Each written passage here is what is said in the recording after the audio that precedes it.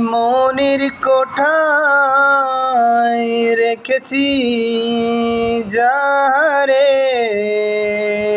সে তো বোঝে না আমায়, বোঝায় কেমনে।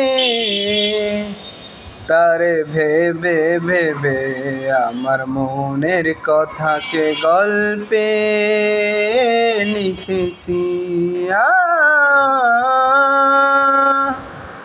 সে তো আর আসে না কাছে, সে তো আসে না কাছে, ভালোবাসে নাই আমাকে, মনেতে রাখে না, আর তো পারি না ভুলে থাকতে সেই যে তাকে।